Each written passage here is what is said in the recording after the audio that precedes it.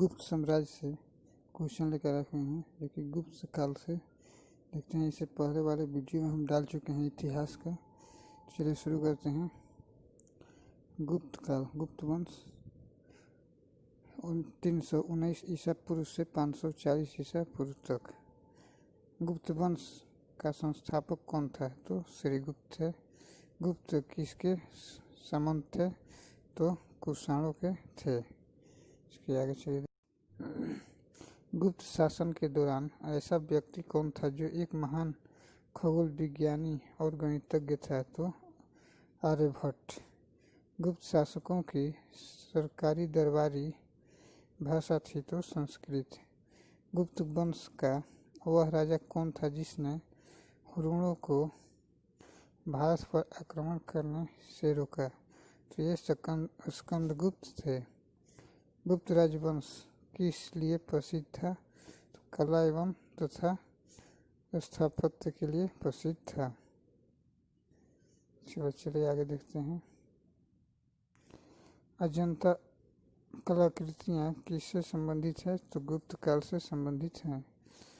कवि कालिदास किसके राज्य कवि थे? तो चंद्रगुप्त सेकंड यानी कि विक्रमादित्य के थे।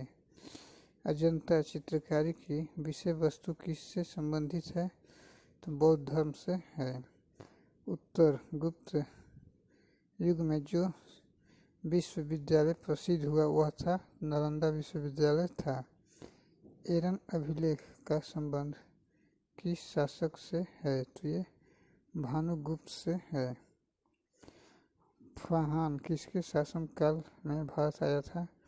तो ये चंद्रगुप्त सेकंड के शासनकाल में भारत आया था। इसके बाद आगे देखते हैं। भारतीय संस्कृति का स्वर्ण युग था तो गुप्त काल था। फाहान कहाँ का निवासी था? तो चीन का था।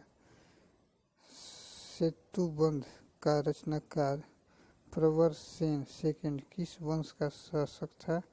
तो वाकाटक का था। किस गुप्तकालीन शासक को कविराज कहा गया? तो समुद्रगुप्त को कहा गया। स्कंदगुप्त को किस स्तंभ लेख में सक्रूप कहा गया? तो ये कहुम स्तंभ लेख में कहा गया। इसके बाद आगे देखते हैं। फाहान और हेनसांग ने किसके राज्यों को देखा?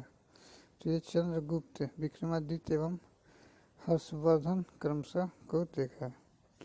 इसके बाद देखते हैं। धन्वंतरी थे तो चंद्रगुप्त विक्रमादित्य के राज दरबार के नवरत्न में से एक जो कि प्रसिद्ध चिकित्सक थे। गुप्तकालीन शासन प्रणाली किस प्रकार की थी? तो ये राजतंत्रात्मक थी। गुप्त स्थापत्य कला का सर्वोत्कृष्ट मंदिर कौन है? तो ये देवगढ़ का दशावतार मंदिर है। इसके बाद आगे देखते हैं। अजंता की गुफाओं में किन गुफाओं का निर्माण गुप्त काल में हुआ? तो 16, 17 एवं 19 का हुआ। अमरकोश के लेखक अमर सिंह किस शासक के दरबार से जुड़े थे? तो चंद्रगुप्त सेकंड से जुड़े थे। गुप्त संवत 319 से 320 को प्रारंभ करने का श्रेय किसे दिया जाता है? तो चंद्रगुप्त वन को दिया जाता है। इसके बाद चलिए आगे देखते हैं।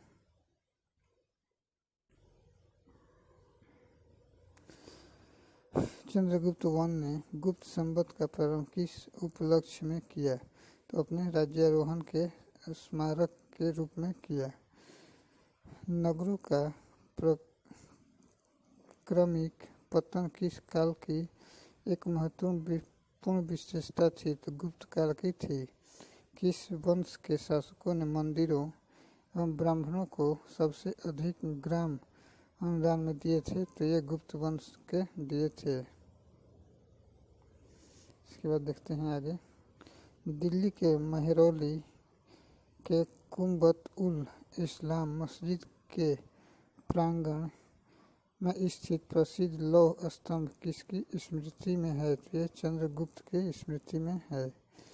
कालिदास द्वारा रचित मालविकाग्निमित्र नाटक का नायक था तो अग्निमित्र था। समुद्रगुप्त की सैनिक उपलब्धियों का वर्णन किसके लिए अभिलेख में उपलब्ध है? तो ये प्रयाग के अभिलेख में उपलब्ध है। किस काल में स्त्रियों की पुरुषों से बराबरी थी? तो गुप्त काल में थी। इसके बाद देखते हैं आगे। भारत का नेपोलियन किसे कहा जाता है? तो समुद्रगुप्त को कहा जाता है। इतिहास विंसेंट स्मिथ ने अपनी पुस्तक अर्ली हिस्ट्री ऑफ इंडिया में समुद्रगुप्त की वीरता एवं विजयों पर मुग्ध होकर उसे भारतीय नेपोलियन की संज्ञा दी। इसके बाद आगे चलिए देखते हैं। तक्षशिला विश्वविद्यालय स्थित है? तो भारत में स्थित है। वर्तमान में तक्षशिला पाकिस्तान में स्थित है। प्राचीन काल में यह शिक्षा का प्रमुख केंद्र था। चाणक्य, चरक आदि ने यही शिक्षा प्राप्त की थी। किस राजा का एक अन्य नाम देवगुप्त था? तो चंद्रगुप्त द्वितीय का था। इसके बाद आगे चलिए देखते हैं। प्रथम गुप्त शासक जिसने परम भागवत की उपाधि धारण की वह था चंद्रगुप्त सेकंड द्वितीय था। इसके बाद देखते हैं। प्रयाग प्रशस्ति किसके अन्य अभियान के बारे में जानकारी देती है? तो समुद्रगुप्त के बारे में देती है। गुप्त सम्राट जिसने हुणों को पराजित किया था तो स्कंदगुप्त थे। शक विजेता जिससे किसे कहा जाता है? तो चंद्रगुप्त द्वितीय को कहा जाता है। इसके बाद आगे चलिए देखते हैं।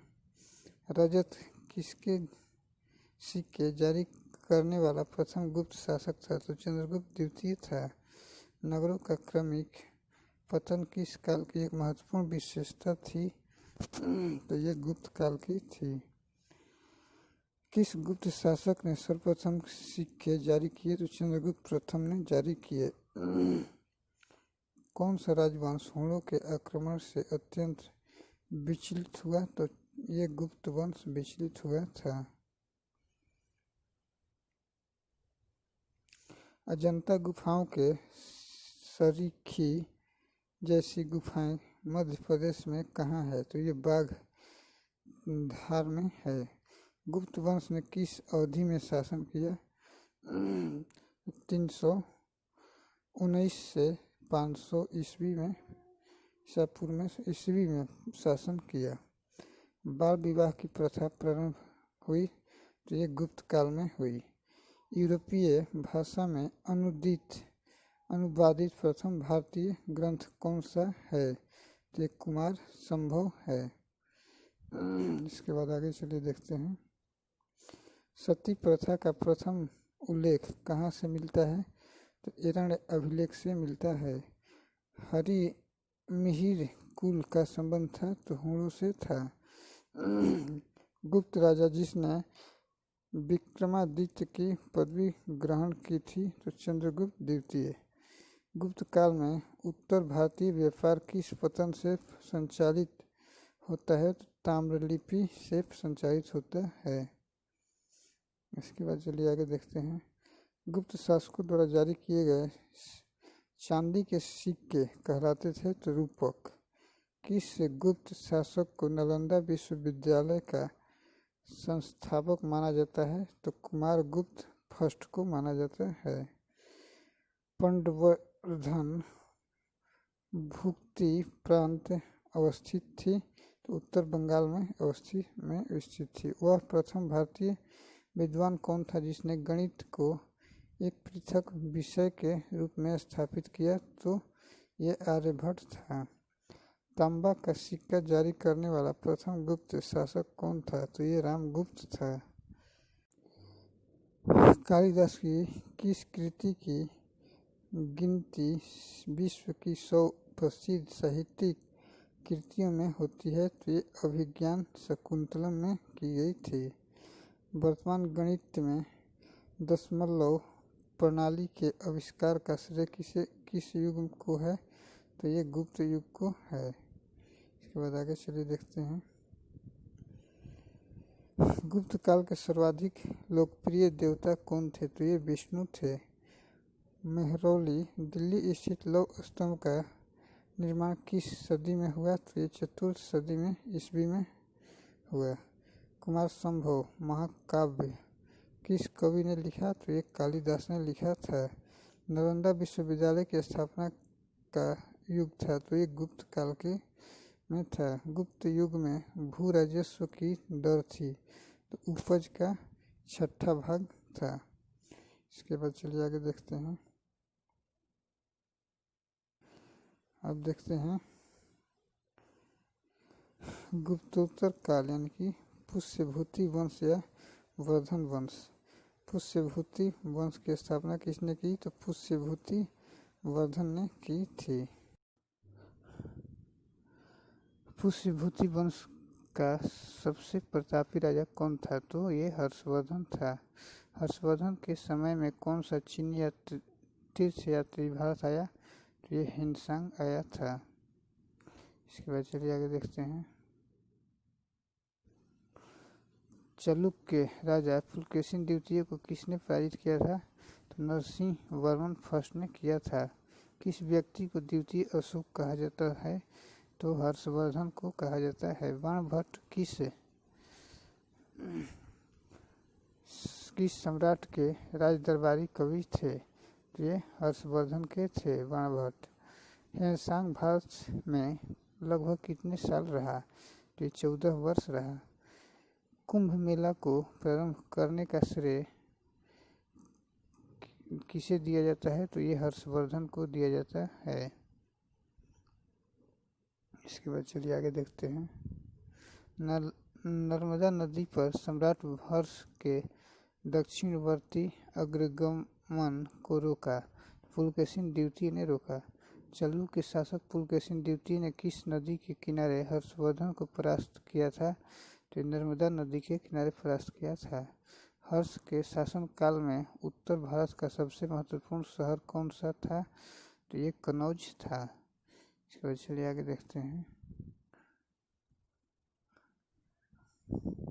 हर्ष की आत्मकथा किसने लिखी तो बाणभट्ट ने लिखी।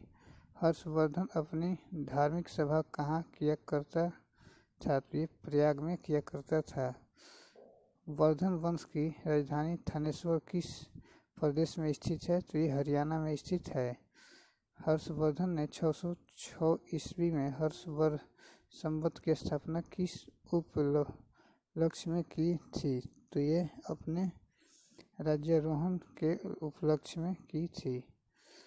हिंसांग की भारत में यात्रा के समय सूती कपड़ों के उत्पादन के लिए सबसे प्रसिद्ध नगर था तो ये मथुरा था। इसके बाद चलिए आगे देखते हैं।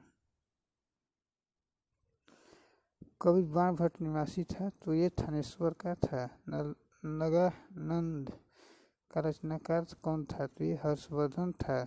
सम्राट हर्षवर्धन ने 2 महान धार्मिक सम्मेलनों का आयोजन किया था तो ये कनौज व प्रयाग में किया था। नगानंद रत्नावली एवं प्रियदर्शिका नाटकों के नाटककार थे तो ये हर्षवर्धन थे। गुर्जरों को किस शासक ने पराजित किया तो ये हर्षवर्धन ने किया था। आज भी भारत में हिंसांग को याद करने का मुख्य कारण है शियुकी की रचना। हिंसांग ने किसे शिलादित्य कहा है तो ये हर्षवर्धन को कहा। गुप्त वंश के ह्रास के पश्चात उत्तर भारत में बड़े भाग का पुनर्गठन किसने किया तो ये हर्षवर्धन ने किया। बंगाल का कौन सा शासक हर्ष का समकालीन था तो ये शशांक था। वह अंतिम बौद्ध राजा कौन था जो संस्कृत का महान विद्वान और लेखक था तो ये हर्षवर्धन था। हर्षचरित्र किसके द्वारा लिखी गई थी तो बाणभट्ट के द्वारा लिखी गई थी। एक चालुक्य अभिलेख के तिथि अंकन में शक संवत का वर्ष 556 दिया हुआ है। इसका तुल्य वर्ष है तो 634 ईसा पूर्व है। इसके बाद देखते हैं शक संवत का प्रचलन कुषाण वंशीय शासक कनिष्क ने 78 ईस्वी में किया था।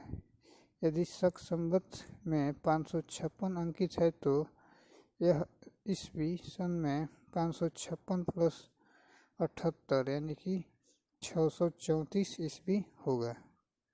इसके बाद चलिए आगे देखते हैं।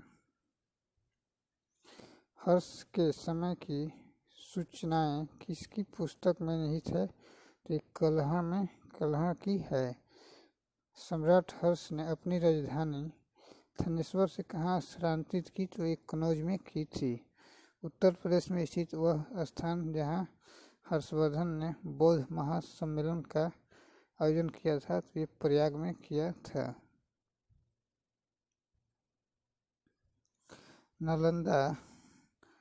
नर्मदा नदी पर सम्राट हर्ष ने दक्षिणवर्ती अग्रगमन को रोका, तो पुलकेशिन द्वितीय ने रोका था।